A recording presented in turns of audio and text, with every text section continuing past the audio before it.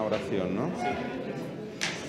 Vamos a dar inicio a esta conferencia inaugural de los actos de las vísperas de la Inmaculada. Comenzamos en el nombre del Padre, y del Hijo, y del Espíritu Santo. Dios te salve María, llena eres de gracia, el Señor es contigo. Bendita tú eres entre todas las mujeres, y bendito es el fruto de tu vientre, Jesús.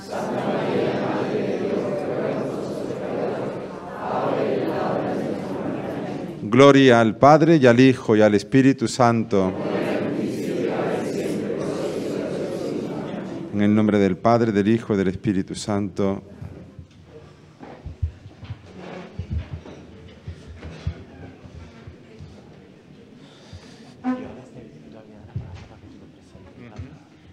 Bueno, pues buenas noches. Dar la bienvenida a todos nuestros hermanos, devotos, parroquianos, todos los amigos que nos acompañáis hoy en esta noche, que inauguramos ya por quinto año consecutivo las vísperas de la Inmaculada.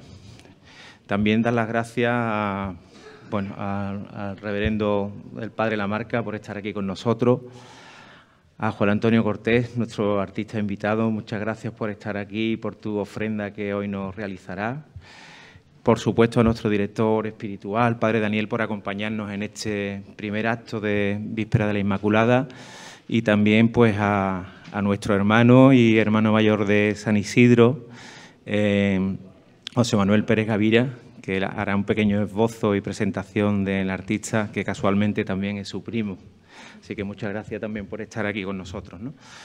Bueno, pues las Vísperas de la Inmaculada pues nació, ya he dicho, hace 5 años con el objetivo claro de enaltecer aún más la festividad que la Hermandad pues tiene señalada en rojo durante el año, que es la festividad de la Inmaculada Concepción. Nosotros somos una hermandad mariana, evidentemente.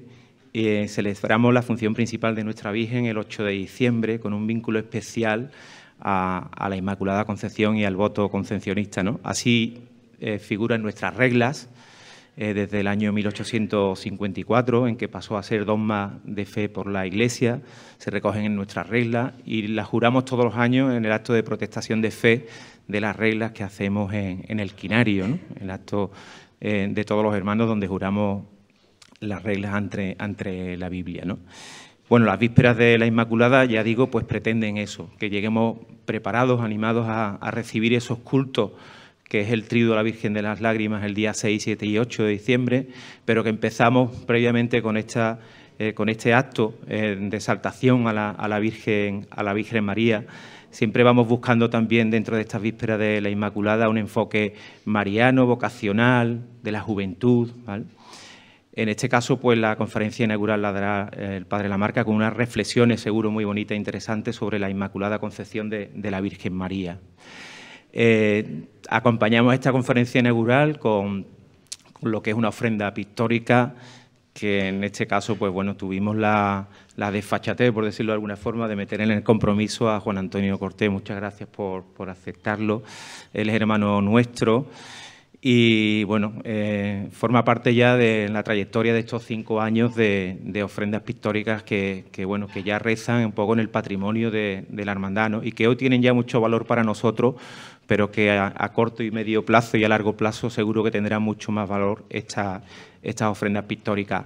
Las vísperas de la Inmaculada no solamente se inauguran, sino que continuaremos el fin de semana próximo, y hacemos un acto especial dedicado a los jóvenes y, como siempre, abierto a nuestros hermanos, devotos, parroquianos, a todos los que nos quieran acompañar. Y haremos un encuentro mariano en la Ermita del Rocío. Haremos una peregrinación el próximo sábado a la Ermita del Rocío, concluyendo con la celebración de la misa a las 6 de la tarde en la ermita que oficiará nuestro director espiritual.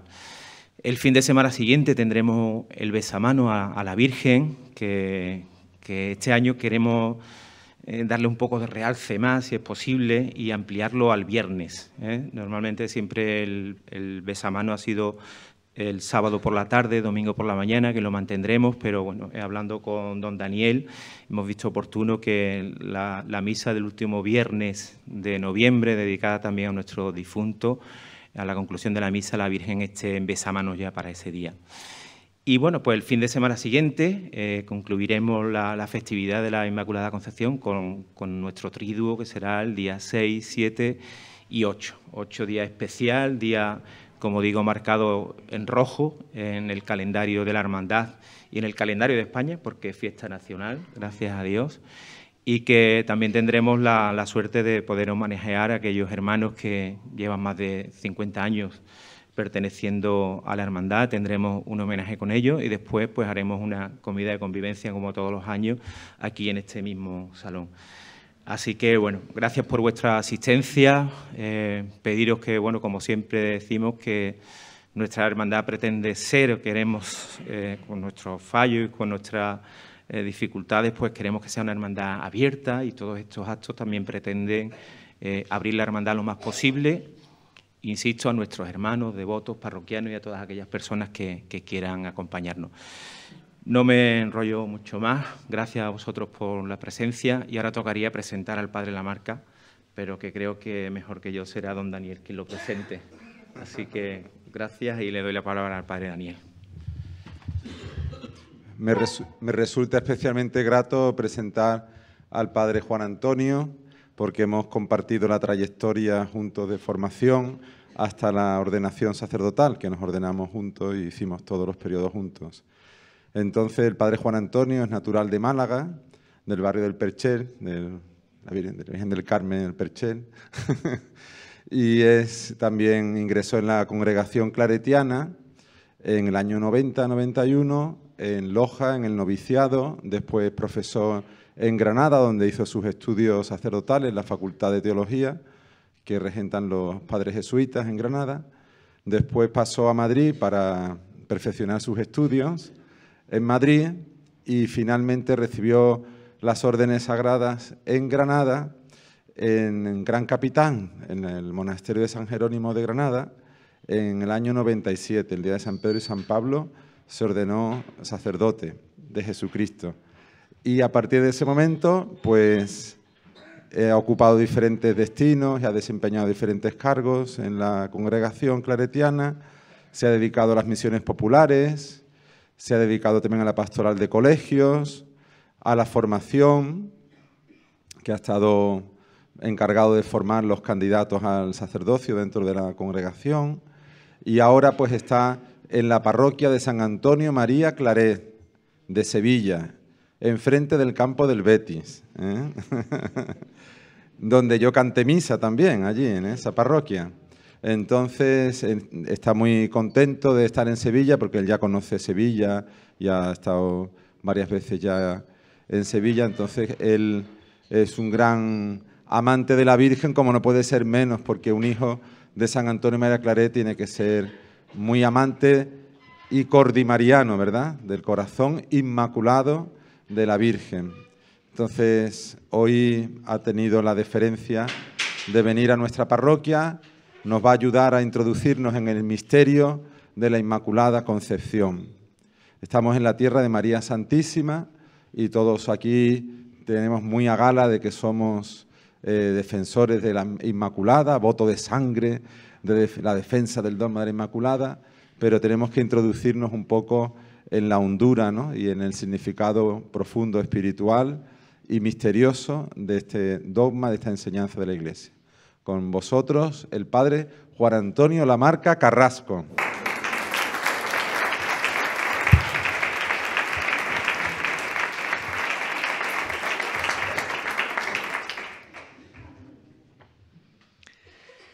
Muy bien, la verdad, buenas tardes.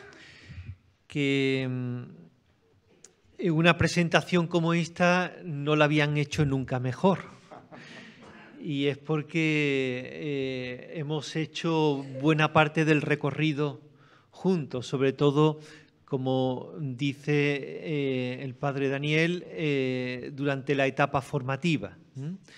En nuestro camino ha sido paralelo durante unos cuantos años, durante 6 años. El año del noviciado, porque somos connovicios, y también durante los años de seminaristas. Y bien, para mí también es un motivo de placer el poder hablar de nuestra madre común, que es la Virgen María. También en un lugar como este. Yo creo que es un motivo de alegría que una hermandad pueda ofrecer este tiempo de formación, pues abierto, como decía su hermano mayor, a todos los que quieran. Un día Jesús dio a Pedro el poder de atar y desatar. Es una autoridad que se le confiere por medio de Pedro a todos sus sucesores, el magisterio de la Iglesia. Pues desde esta autoridad que tienen los sucesores de Pedro, la autoridad de atar y desatar, podemos entender temas como las indulgencias, como el derecho canónico que tiene la Iglesia y también los dogmas, entre otras cosas. Jesús no habló de derecho, Jesús no habló de indulgencias, Jesús no habló de dogmas. De esto ha hablado la Iglesia, pero gracias a ese poder de atar y desatar que le fue conferida a la Iglesia por medio de Pedro. Bien, pues ante esto tendríamos que definir en primer lugar ¿qué es un dogma? Pues un dogma es una palabra definitiva del magisterio de la Iglesia sobre una materia contenida en la revelación divina, que obliga al pueblo cristiano a una adhesión irrevocable de fe. Generalmente los dogmas se han dado ante situaciones de confusión que se ha podido dar a un nivel de fe. Es una palabra definitiva ante un momento crítico sobre ciertos aspectos de la revelación divina. Pues tenemos sobre María 4 dogmas. La Iglesia ha dado 4 dogmas a lo largo de la historia. Y estos 4 dogmas se pueden dividir en 2 bloques. Además, también están interrelacionados por los temas, pero también por el tiempo en el que fueron promulgados. Por una parte, un bloque en el que estaría el dogma de la maternidad, que fue aprobado en el Concilio de Éfeso en el año 431. Fijaros qué curioso. En Éfeso es donde dice la tradición que vivió la Virgen María, donde terminó sus días la Virgen María. O sea, esta ha sido la tradición y hay una coincidencia muy interesante. A mí me gusta muchas veces recurrir a ella. Hay una beata, la beata Ana Catalina Emmerich, una mística alemana, que tenía unas revelaciones muy especiales. Ella era una mujer analfabeta y tenía diariamente la revelación del Evangelio de cada día. Se interesó un poeta alemán por estas revelaciones y bien, pues puso por escrito las revelaciones de estas visiones que tenía ella sobre el Evangelio. Y además, todas con una precisión tremenda. Bien, pues una de estas revelaciones es sobre el lugar donde estaba la casa de la Virgen. Ella, sin salir de Alemania, precisó el lugar donde estaba, a 7 kilómetros de Éfeso. Se interesó sobre estas revelaciones una hija de la Caridad y le pidió a 2 padres paules franceses que hiciesen las catas en el lugar donde señalaba la mística. Efectivamente, cuando hicieron las catas, descubrieron una pequeña iglesia, una capilla del siglo III, donde hubo culto mariano y que además estaba edificada sobre un piso de una casita del siglo I, donde además, curiosamente, tenía 2 habitaciones. En Éfeso, en la misma ciudad donde se da el concilio mariano por excelencia de la historia, donde se aprueba a María como Madre de Dios. Bien, pues pocos años más tarde, en otro concilio, el segundo concilio de Constantinopla, en el año 451, se aprueba también la virginidad de la Virgen. Este es el primer bloque, con 2 dogmas, la maternidad y también la virginidad de María.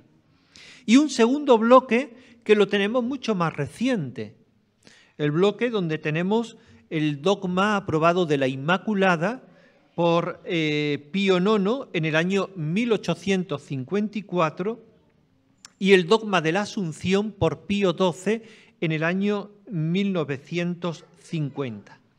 Ambos dogmas, este bloque, lo que nos viene a hablar es de la santidad de la Virgen desde su origen hasta el final de sus días. Pues de esto es sobre lo que vamos a hablar en esta charla o conferencia, sobre la Inmaculada Concepción. Y claro, nos tenemos que preguntar, ¿y qué es lo que queremos decir cuando decimos que María es inmaculada o concebida sin mancha de pecado original? Pues para esto tendríamos, en primer lugar, que hacernos la pregunta, ¿qué es el pecado original? Pues fijaros, el pecado original está presentado en el libro del Génesis. El libro del Génesis es un libro fundamentalmente histórico, el género literario es histórico, pero los 3 primeros capítulos son de un género literario sapiencial. Es decir, pretenden dar una enseñanza. Y la enseñanza gira en torno a 2 preguntas claves. ¿Quién ha creado el mundo y al hombre? Primera pregunta. Y una segunda pregunta, ¿por qué hay tanto mal en este mundo? Y la respuesta a la que llega el autor del libro del Génesis es que este mal no lo ha creado Dios, sino que lo ha introducido el hombre por el mal uso de la libertad que Dios le ha dado. Dios no ha creado el mal. De hecho, el libro del Génesis lo que nos viene a decir es que todo lo hizo bien, todo lo ha hecho bueno. Conforme va relatando cada una de las criaturas, concluye el autor sagrado, y todo estaba bien. Bien, no ha podido crear el mal. Pero hay una cosa que ha dado al hombre, la libertad, que dependiendo del uso que el hombre haga de ella, puede hacer que se pervierta. De esta manera se ha introducido el mal en el mundo, hasta el punto que el pecado se ha colectivizado, es decir, se ha creado una estructura de pecado en la cual nos hallamos todos inmersos. Nacemos misteriosamente solidarios con el mal que se ha propagado por una especie de atmósfera de pecado. Esta es la expresión que utiliza San Pablo en la carta a los Efesios. Viene a decir de una manera así un poco misteriosa los espíritus malignos del aire. Yo me preguntaba, bueno, ¿y qué quiere decir San Pablo con esto de los espíritus malignos del aire?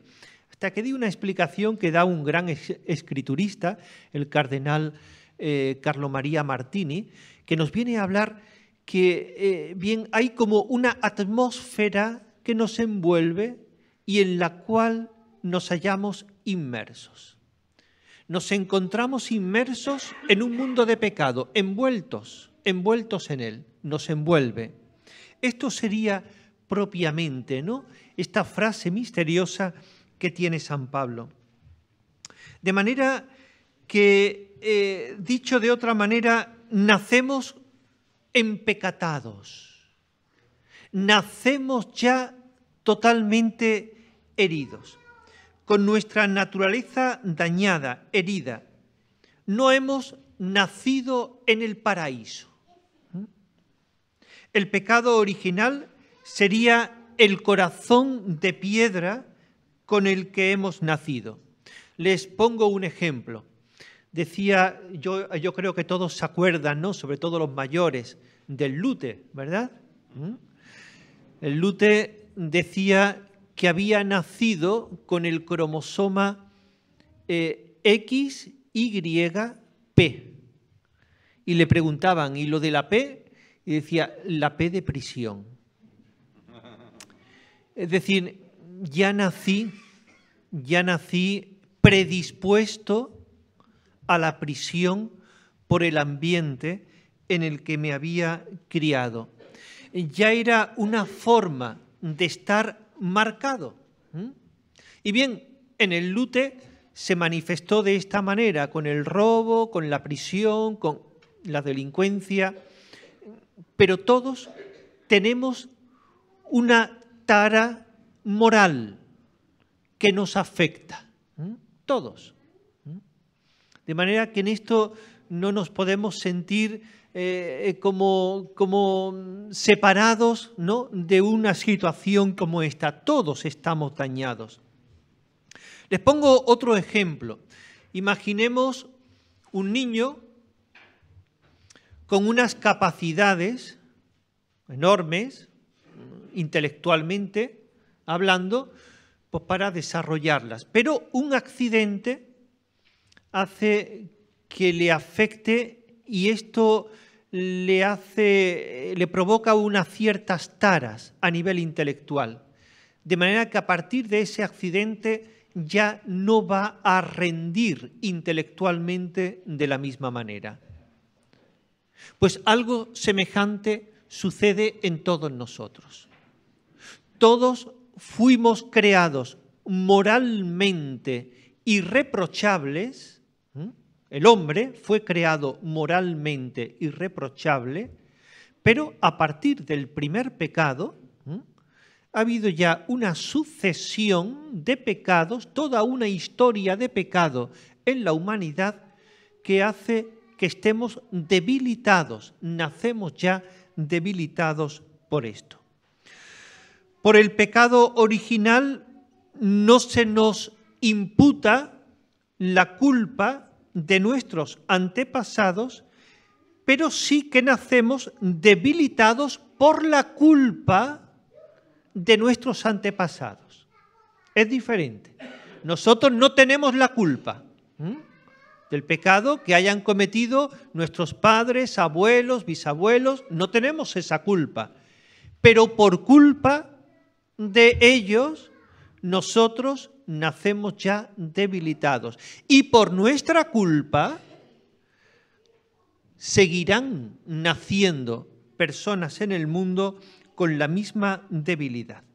Esto es lo que se viene a llamar la concupiscencia, que es la inclinación al mal que toda una historia de pecado nos ha dejado. Fijaros qué bien lo relata San Pablo en el capítulo 7 de la carta a los Romanos, en el versículo 15 al 17.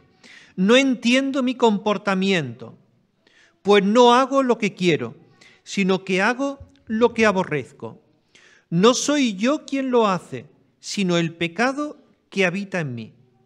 Querer está a mi alcance, pero hacer lo bueno no, pues no hago lo bueno que deseo, sino que hago lo malo que no deseo. Muchas horas de confesión ve uno perfectamente reflejado esto en tantos penitentes que te vienen a decir lo mismo. Al final, Padre, no hago lo bueno que deseo y termino haciendo lo malo que no quiero. Y lo mismo puedo decir yo, y yo creo que todos de alguna manera lo podemos decir. Imaginemos también otro ejemplo para poder entender esto, que uno coge un virus en uno de los tendones de la rodilla. Y este virus pues lo trata con antibióticos y bien, termina por desaparecer el virus. De manera que se ha matado el virus, bien, pero a partir de ese momento ya queda cojo. Ha quedado la rodilla debilitada y ante esta cojera con más facilidad puede caer. La probabilidad de que caiga es mucho mayor. Pues esto es, en definitiva, el pecado original en nosotros. Pues bien, María tuvo la gracia de no conocer este pecado original, este pecado al que todos nosotros lo olfateamos, aunque haya sido perdonado, nos ha dejado heridos y por lo tanto lo olfateamos. María no lo olió. María no conoció el pecado original, tuvo esta gracia, una gracia que es en virtud del Hijo que había de nacer en ella. Y esto tiene dos importantes consecuencias en su relación con Dios. Dos consecuencias, pero que además tienen mucho que aportarnos a nosotros, porque nosotros tenemos que estar en nuestra vida espiritual en una continua lucha con el pecado, con el mal. De manera que esto nos puede servir y ayudar. La primera consecuencia en su relación con Dios es la supresión de límites. ¿Qué es lo que quiero decir con esto? Que María no puso el más mínimo límite a la acción de Dios. Fue un sí sin reservas ni condición. Un sí puro y total a Dios. Nuestros síes suelen tener muchos peros. Cuando yo siento la llamada del Señor, lo primero que me surge es la resistencia. Sí, Señor, pero espera un poco lo del Evangelio. Cuando Jesús llama a uno, sí, Señor, pero deja que primero entierre a mis muertos. Sí, Señor, pero estos peros siempre nos van acompañando. Sí, pero según las circunstancias. Siempre ponemos excusas. María no puso excusas. Mirad, hay una imagen en Granada muy popular. En Granada el 3 de mayo se celebra la fiesta de la Cruz de Mayo. Daniel, el padre Daniel se acordará, ¿no?, de la Cruz de Mayo. Es un día muy bonito en Granada, donde por cada barriada pues montan una serie de monumentos, ¿verdad?, con una cruz florida y la decoran. Bien, en todo monumento debe de haber una serie de cosas. Hay ya como un canon establecido para la Cruz de Mayo. Y una de las cosas que no puede faltar es una manzana con unas tijeras clavadas. Allí a la manzana se le llama pero, aquí también, ¿no? Un pero con las tijeras clavadas. Bien, ¿qué es lo que quieren decir con eso? Que antes llegaba la gente y decía, es muy bonita la cruz, es muy bonita, pero le falta esto otro. Es muy bonita, pero si hubiese estado un poquito más esquinada, quizás... Bien, hasta que ya decidieron poner el pero y las tijeras. Cortamos los peros. Cortamos los peros. Aquí no hay peros que valga. Aquí todo es bonito. Pues bien, María es la mujer sin peros. En María ya Dios cortó cortó de raíz los peros desde el primer momento de su concepción. María no tiene peros para Dios, está totalmente poseída por su voluntad, que es lo que quiere decir. No pone límites. Jesús, como hijo, aprenderá de ella cómo ha de comportarse en relación con Dios, sin poner límites. Fijaros si esto es importante.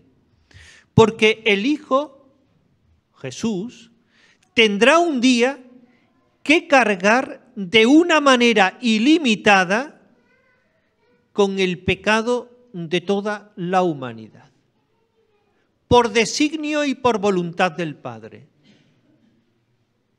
Es la educación que recibe ya también en la casa materna y paterna lo que va formando a Jesús para esto. Es verdad que Jesús goza ya de la gracia de ser hijo de Dios, verdadero Dios y verdadero hombre. Pero por lo que toca a su naturaleza humana, tuvo que embeberse de su madre para poder cargar de una manera ilimitada con todo el pecado de la humanidad. De ahí la importancia de esto. Lo de Jesús fue como poner una pirámide totalmente invertida. Una pirámide, el peso recae sobre la base, ¿verdad? Sobre la base, que es la parte más extensa, ¿no? Bien, en Jesús se invierte la pirámide y sobre él, sobre un punto, recae todo el peso del mal generado a lo largo de toda la historia de la humanidad. Por eso no ha habido un dolor mayor. Físicamente no sabemos. Físicamente no lo sabemos. Yo creo que no ha habido un dolor físico mayor que el que soportó nuestro Señor, creo. Pero de lo que no me cabe la menor duda, que no ha habido un dolor moral mayor que el que soportó Jesús. Porque cargó con mi pecado, con tu pecado, con el tuyo y así con todos a lo largo de la humanidad. De manera que, bien, y cuando yo tengo un pecado que se pueda salir un poco de lo ordinario, la tristeza que me genera. Pues imagínense cómo fue el dolor que soportó Jesús en la cruz. Pues Jesús no puso límites, y no puso límites, entre otras cosas, porque lo había aprendido de su madre. De ahí la importancia de lo que estamos hablando. Y ante esto nos tenemos que preguntar nosotros, ¿y yo en qué medida pongo límites? ¿En qué medida estoy dispuesto a aceptar la voluntad de Dios? ¿En qué medida pongo demasiadas excusas, demasiados peros a aquello que Dios me pide?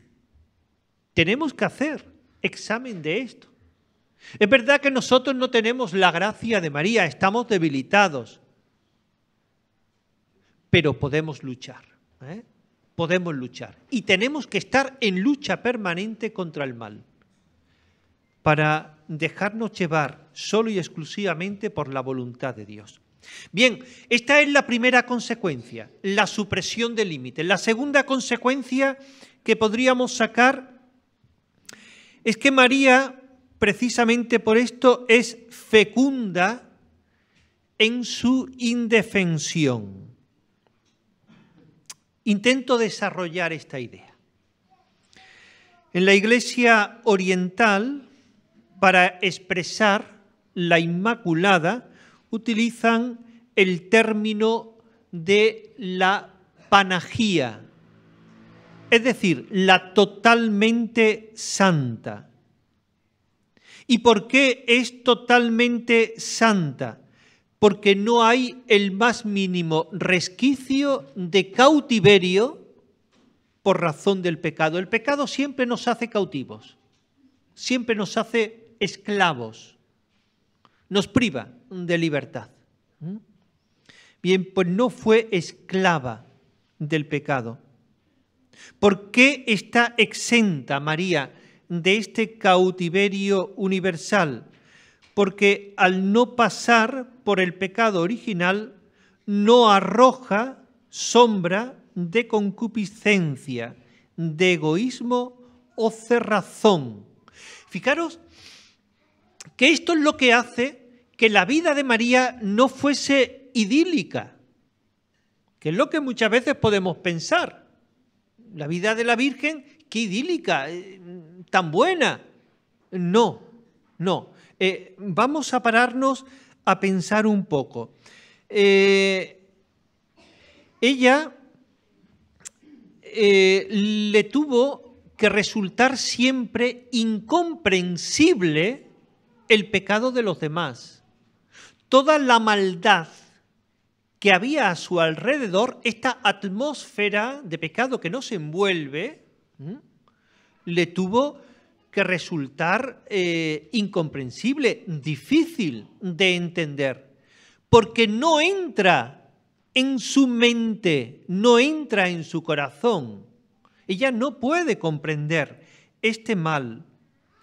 Y como la vida de las personas está entrelazada, porque nuestras vidas se entrelazan, experimenta este poder del mal. Ella tuvo que codearse con vecinas que criticaban, tuvo que codearse con personas que murmuraban, con la agresividad de una, de otra, porque sentía amenazado su propio ego, vería la violencia del entorno, porque nuestras vidas están entrelazadas y esto le tuvo que resultar bastante doloroso. Es más, a ella la tuvieron que envidiar, posiblemente. Generalmente a la persona buena se le envidia, se le suele envidiar. Y suele ser objeto o centro de la diana muchas veces sobre la cual apuntamos.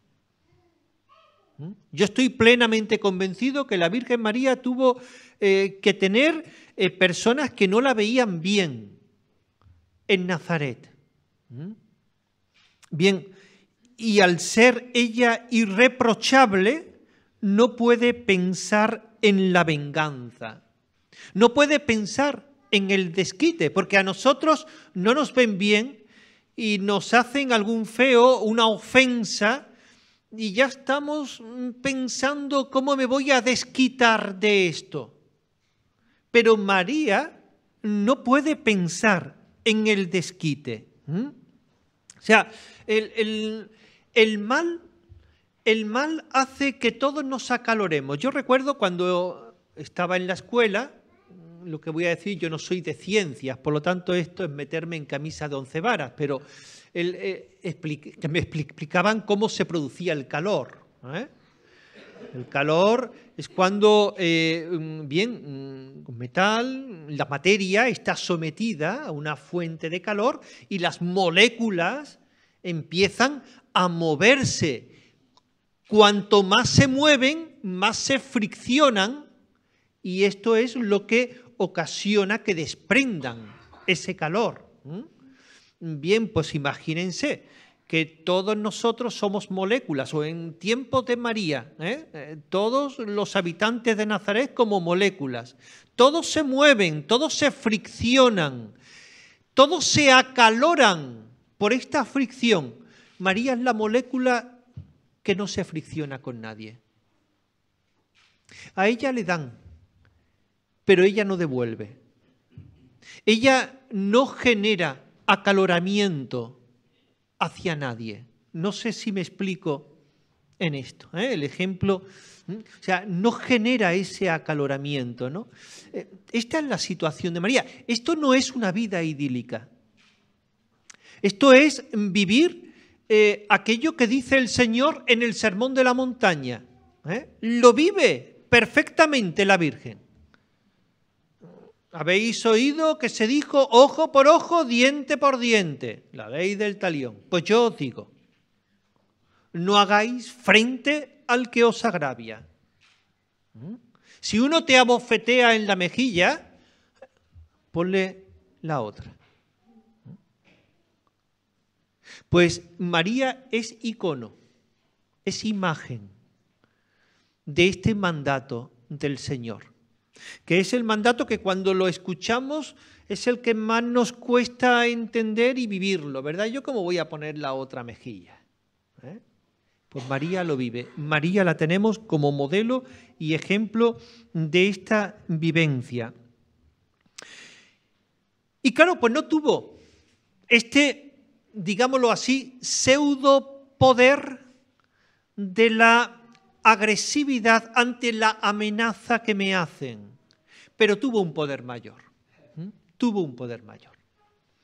Tuvo un poder infinitamente mayor, la de la plena libertad que no se corrompe jamás frente al mal. Solo está orientada al bien y al amor. Y esto es lo que le da la verdadera fecundidad. Por eso decía, fecunda en su indefensión. Porque María no se defiende, pero no se defiende porque es la mujer verdaderamente libre. Y cuando se es libre, porque se vive el mandamiento del amor, entonces cuando se es fecundo. El amor es lo único fecundo en el mundo, Todo acto de desamor no da fecundidad, genera muerte, desolación, división. Eso es lo que significa diablo, Diablo, diabolos, es el que divide, el que escinde, el que separa. María no. Por lo tanto, ella siempre es fecunda en este amor porque no se corrompe jamás frente al mal. Solo está orientada al bien y al amor. Ante esto nos tenemos que preguntar también nosotros, ¿en qué medida somos fecundos? ¿En qué medida generamos fecundidad? ¿En qué medida nosotros vivimos esta libertad? La verdadera libertad,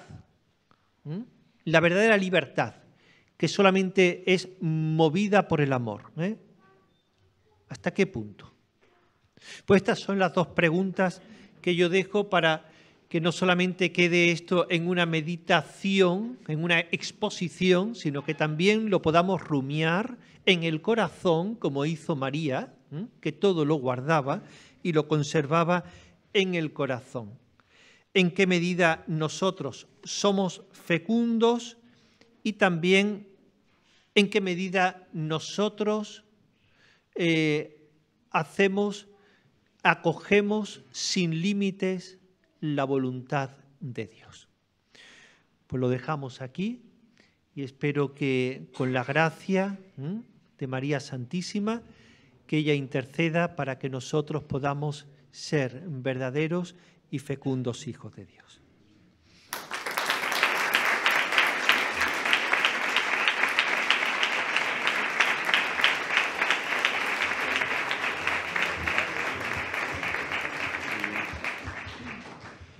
Una brillante exposición por parte del Padre Juan Antonio, no nos ha defraudado en absoluto, nos ha hablado de la Virgen muy bien además, muy importante el recorrido que ha hecho, ¿no? Primeramente que la Iglesia ha recibido la autoridad de Cristo para definir las enseñanzas de la Iglesia en moral, y las enseñanzas son las verdades necesarias para nuestra salvación. Entonces, en la historia de la Iglesia, cuando ha habido momentos de controversia, la Iglesia con autoridad, la autoridad de las llaves, que está ahí en el escudo pontificio, ¿no? Cuando ponen al Papa, a San Pedro, las llaves. Bueno, esta es la enseñanza de la Iglesia. Referente a la Virgen, maternidad divina, virginidad perpetua, ¿verdad? Antes, durante y después del parto. Y después la Inmaculada Concepción, donde Sevilla jugó un papel importante, ¿no?, en la elaboración de ese dogma y en la proclamación, y la Asunción en cuerpo y alma a los cielos. Son verdades de fe. Por tanto, la Iglesia lo propone para nuestra salvación, no simplemente para que nos quedemos ahí dándole vueltas a una cosa teórica. Y después el Padre ha entrado muy bien en el pecado original. No se puede entender la doctrina de la Inmaculada sin hablar del pecado original, ¿no? Porque entonces nosotros en España nos saludamos Ave María Purísima, sin pecado concebida. Eso es muy nuestro. Es decir, el pecado original lo ha proyectado su sombra el pecado sobre todo, todos pecaron y la Virgen ha sido redimida de una forma singular, por tanto está toda llena de gracia, toda llena de santidad, y esto, pues, como él ha dicho, se manifiesta que no pone ninguna resistencia, no pone óbice ninguno a la gracia de Dios. Hágase en mí según tu palabra, tal cual dices, así sea. Entonces Dios ha hecho en mí grandes maravillas, su nombre es santo, desde ahora me felicitarán todas las generaciones. Entonces ha desplegado la fuerza de su obrar en María y le ha dado esa maternidad divina, madre de la divina gracia. Y luego, como el Padre también nos ha indicado, además nos ha hablado también de una cosa muy importante, que es la concupiscencia, que estamos inclinados hacia el pecado. La concupiscencia en sí mismo no es pecado, pero sentimos el atractivo, la seducción del mal, ¿verdad? Que es que nos llama la atención. Y también la libertad, la fecundidad que nos ha hablado, al ser la Virgen, al renunciar, digamos, a las leyes de este mundo, de imponerse, ¿no?, del desquite, pues ella se hace una cordera sin mancha, ¿verdad? Entonces el pastor sale en defensa de su oveja. Ahora, si nosotros nos volvemos lobos, ya el pastor se desentiende. Tú te defiendes que eres un lobo, pero cuando te haces indefenso como la oveja, entonces os envío como ovejas en medio de lobos. La Virgen María, que también, la toda santa, que dicen los orientales, cordera sin mancha ni arruga, ni nada que le desfigure, que todo en ella es hermoso, huerto cerrado eres, amada mía, ¿verdad? Todas estas palabras del cantar de los cantares y todo eso se le aplica a la Virgen. Y entonces, pues, correremos atrás de tus perfumes, ¿no? Como dice también el cantar de los cantares. Esa belleza de la Virgen, esa santidad, despierta en nosotros el deseo también de ser santos, de agradar a Dios en todo, ¿no? Entonces, el amor a la Virgen no es simplemente una floritura, ¿no?, sino es algo que pertenece al corazón del cristianismo, ¿no? Y todo se lo ha confiado Dios a Jesucristo y Jesucristo lo ha puesto en las manos de la Virgen. Pues yo quiero agradecer mucho al Padre su bonita reflexión. Si alguno quiere más que preguntar o comentar algo, subrayar algo, dirigirse al Padre, una pregunta.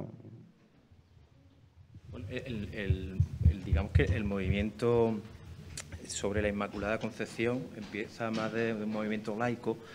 Me refiero a que el voto de sangre es anterior al dogma de la Iglesia, que fue en 1854, ¿no? Entonces, que ahí empieza que es el propio pueblo, las hermandades en Sevilla, incluso San Pedro Advíncula como hermandad de los sacerdotes de Sevilla, que fue la primera que hizo el juramento de sangre, ¿no? O sea, que el movimiento es anterior a que la Iglesia dicte ese dogma en 1854, porque estamos hablando de 1600, del siglo XV y XVI, cuando empieza ese movimiento.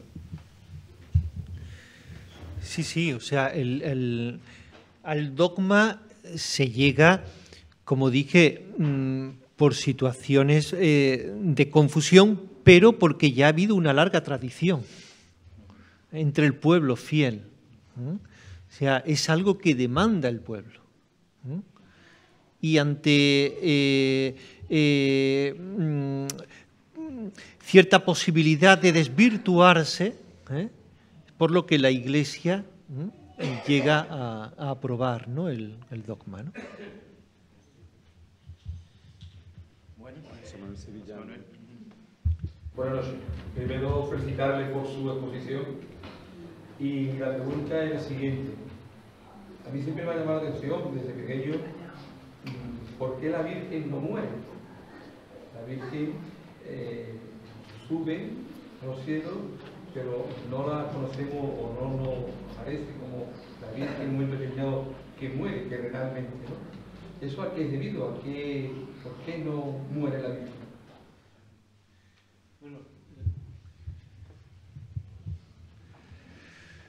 Nosotros de la Virgen afirmamos también por la participación que tiene en la vida de su Hijo Jesucristo en la resurrección de la Virgen. O sea que nosotros, nuestra fe, lo que dice es que nosotros pues, resucitaremos al final de los tiempos, ¿no?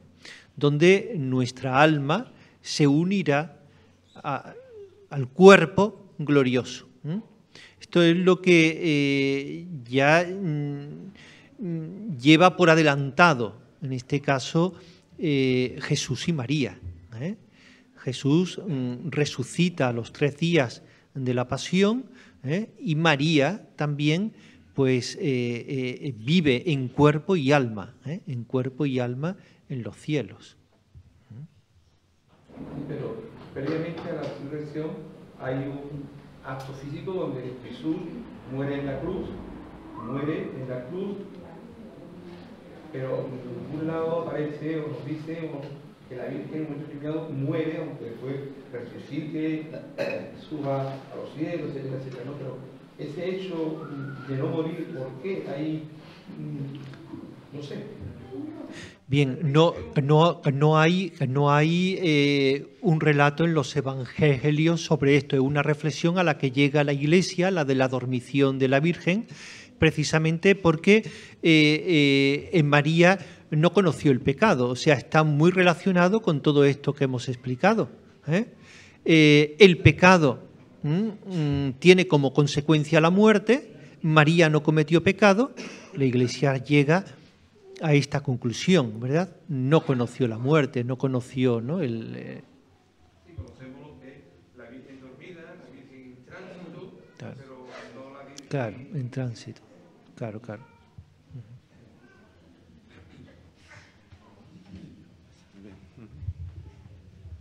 Bueno, pues nada, yo felicitarlo también, padre, por la magnífica conferencia.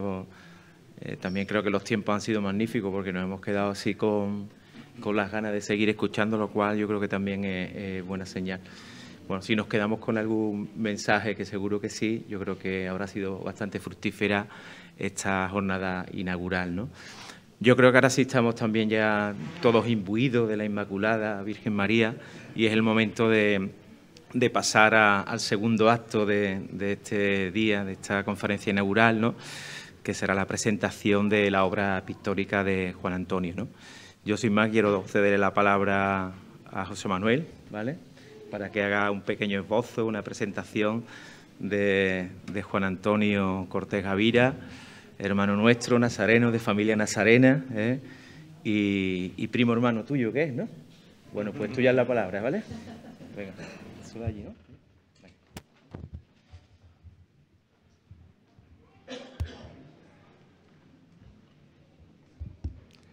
Hola, buenas noches a todos. Antes de comenzar, lo primero es darle la enhorabuena desde esta posición de privilegio al padre Lamarca, porque es una presentación muy brillante, muy bonita, me ha encantado.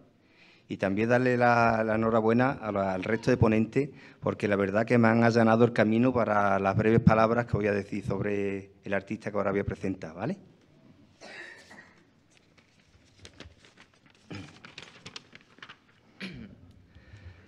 Agradecer a todos la presencia, especialmente a don Daniel Mariño, a don Juan Antonio Lamarca, don Juan Antonio Cortés, hermano mayor y devotos de esta hermandad, y agradecido por estar hoy aquí presentando estas quintas vísperas de la Inmaculada, en el seno de mi parroquia, mi hermandad, como rector de San Isidro Labrador y primo del artista. Gracias. Con motivo de la celebración de la festividad de la Inmaculada Concepción, vamos a proceder a la presentación de la ofrenda pictórica en honor a Santa María Santísima de las Lágrimas. La festividad de la Inmaculada Concepción, también conocida como Purísima Concepción, es un dogma de la fe de la Iglesia Católica, definida desde mediados del siglo XIX, que sostiene que la Virgen María estuvo libre de pecado original desde el primer momento de su concepción, por los méritos de su Hijo Jesucristo. Nuestra hermandad de vocación mariana celebra, como no puede ser menos, esta festividad, y en el día en que se inauguran las vísperas de la Inmaculada, quiere presentar la ofrenda pictórica que en breve instante nos mostrarán. Tras muchos bocetos, nuestro autor ha hecho alusión a la Virgen de las Lágrimas, eligiendo para este acto aquel con menos pinceladas y más fresco, donde la Virgen nos presenta un sufrimiento contenido. Expresa dolor, pero no lo hace con gesto brusco. El autor quiere representar a la Virgen más pura, más sencilla. Nuestro pintor, licenciado en Bellas Artes por la Universidad de Sevilla, en la especialidad de pintura, terminó sus estudios en el año 2000, casado con doña Esther Ferrero, padre de 2 hijos, David y Roberto. Ejerce de profesor de pintura en el Centro Educativo de Secundaria en Málaga, marchenero, nazareno y de familia nazarena. Ha participado con éxito en distintas exposiciones y concursos de pintura. En su primera época creó pintura dedicada a diferentes vocaciones de la Virgen. Aquí me acaba de informar Antonio de que el segundo cuadro de aquí a la derecha, presentación al pueblo, lo hizo mi primo hace años. La verdad que viendo el cuadro perdimos a un buen mecánico, pero ganamos a un gran artista.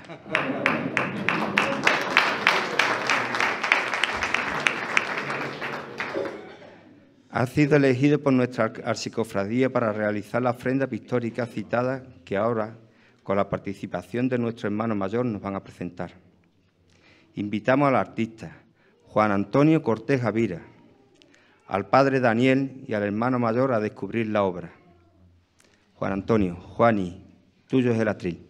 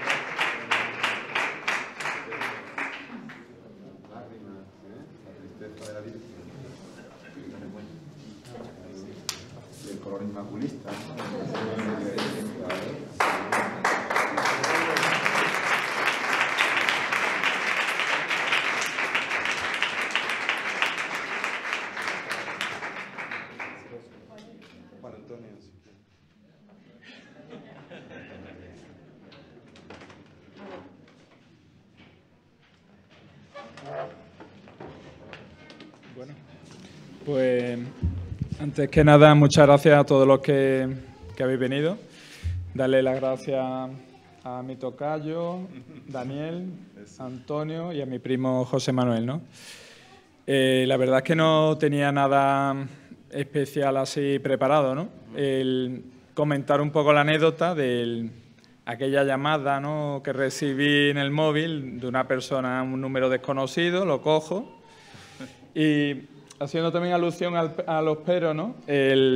Claro, me llama, me dice, yo soy tal, yo lo conocía, tenía esa imagen de él, y dice, bueno, que puede ser que te propongamos, y claro, yo digo, 2 niños, los niños muy en fin, 2 terremotos que tengo, con niños encantadores, pero digo que no, digo que sí, digo, la verdad es que, bueno, es una oportunidad, en fin, lo típico, traga saliva, bueno, tú piénsatelo, y al final, pues, la verdad es que desde ese momento ya empecé a darle vuelta.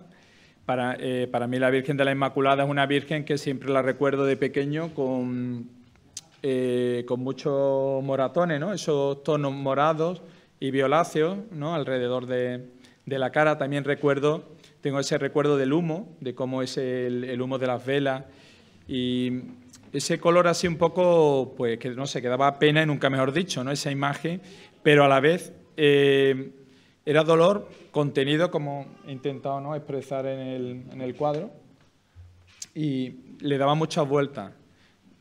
En fin, tampoco me quiero explayar mucho. Lo que quiero decir es que tenía muchas ideas, tienes que ir seleccionando, lo hago más moderna, no porque, no sé, más moderna, la hago más clásica, tampoco. Una mezcla y al final pues el resultado ha sido este que podéis ver. Y ya está. Bueno, esto es como todo, hay gente que le gusta, yo lo entiendo, ¿no? También respeto, habrá el que le guste, el que no le guste, en fin, cuando alguien pinta o hace algo, está expuesto a ser criticado, obviamente, y está en todo vuestro derecho. Pues muchas gracias.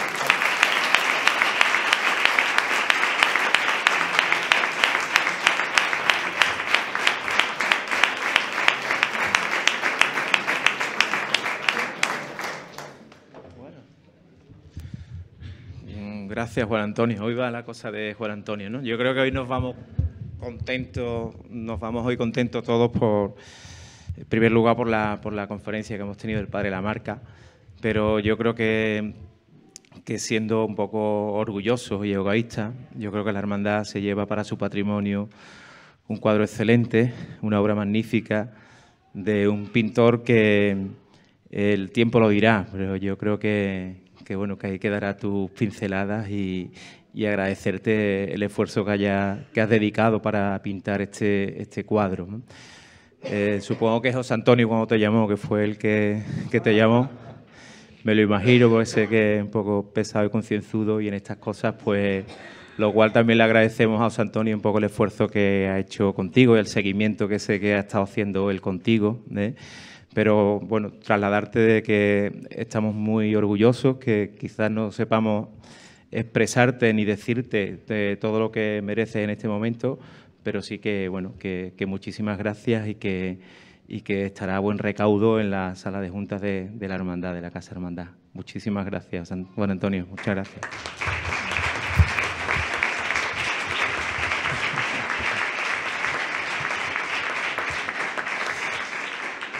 Bueno, ahora tendremos la suerte de verlos todos con mucha más tranquilidad y, bueno, creo que los tiempos son los correctos, no es cuestión de dilatar mucho más este momento. No quiero que se me olvide darle las gracias a José Manuel, ¿vale? Darle las gracias a José Manuel también por el esfuerzo que ha hecho en estar aquí con nosotros. La hermandad entendía que era importante, ¿no?, por la relación familiar que tiene con Juan Antonio. Es hermano de la hermandad de nuestro Padre Jesús Nazareno, es rector de San Isidro, es parroquiano de nuestra hermandad, de nuestra parroquia. Y, bueno, son muchos los vínculos y los lazos que tenemos con él y que bueno, que te tengo que agradecer mucho que hayas estado aquí. Muchas gracias, ¿vale? Juan Antonio Lamarca, muchísimas gracias. Gracias por estar en Marchena, en esta casa, en esta hermandad. Creo que es la primera vez que estás por aquí. Probablemente no sea la última, ¿vale? Y esperemos que no sea la última y que, bueno, espero que se vaya a gusto y contento con el momento que hemos vivido aquí, con esta inauguración de las quintas vísperas de la Inmaculada, ¿vale? Y, bueno, nuestro Padre Daniel, muchas gracias nuevamente por acompañarnos, ¿no? Con el Padre Daniel, pues cualquier momento debe ser óptimo para agradecerle permanentemente el apoyo que tenemos con él en la hermandad. Cualquier acto que venimos haciendo, son bastantes las actividades que hacemos y bueno, también las realizamos gracias a su apoyo, a sus orientaciones y, bueno, ya prácticamente tenemos diseñado el año que viene, ¿no?, con el aula de formación que ya prácticamente la tenemos cerrada y con todas las cuestiones. Pues nada, agradecerle también públicamente este momento y muchas gracias, ¿no? Y, bueno, y a los dos artistas, al conferenciante y al pintor, no quisiéramos que os fuerais sin un pequeño detalle de este momento y de este día. Y José Antonio pues nos va a traer un detalle para vosotros.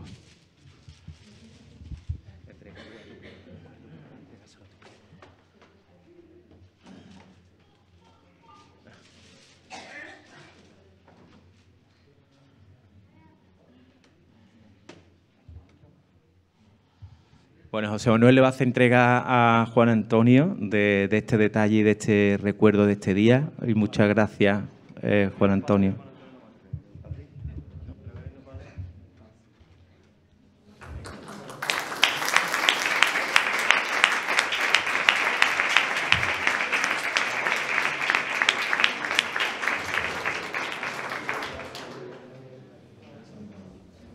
Juan Antonio.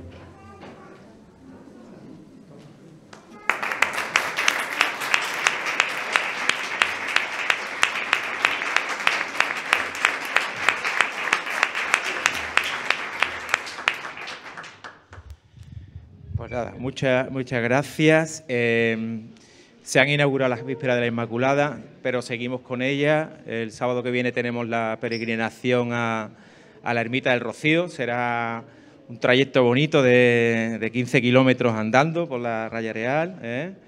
Tendremos una convivencia allí en la aldea y después nuestra misa. Bueno, para alargar un poquito la convivencia, el grupo joven pues está en la barra y si tomamos una cerveza con ellos, pues todos los beneficios que saquen lo van a dedicar a un regalo a la Virgen de las Lágrimas también, ya que estamos en la víspera de la Inmaculada, así que también lo apoyaremos ahora. Y le doy la palabra a don Daniel para que cierre. Bueno, hacemos todo esto por amor a la Virgen, así que vamos a terminar rezando juntos la salve. Dios te salve, Reina y Madre de misericordia, vida, dulzura, esperanza nuestra. Dios te salve, a ti llamamos, los desterrados hijos de Eva. A ti suspiramos, gimiendo y llorando, en este valle de lágrimas. Ea pues, Señora, abogada nuestra, vuelve a nosotros esos tus ojos misericordiosos, y después de este destierro, muéstranos a Jesús, fruto bendito de tu vientre. Oh clementísima, oh piadosa, oh dulce Virgen María, ruega por nosotros, Santa Madre de Dios, para que seamos dignos de alcanzar promesa de nuestro Señor Jesucristo. El Señor esté con vosotros y la bendición de Dios Todopoderoso, Padre, Hijo y Espíritu Santo, descienda sobre vosotros. Pues buenas noches a todos.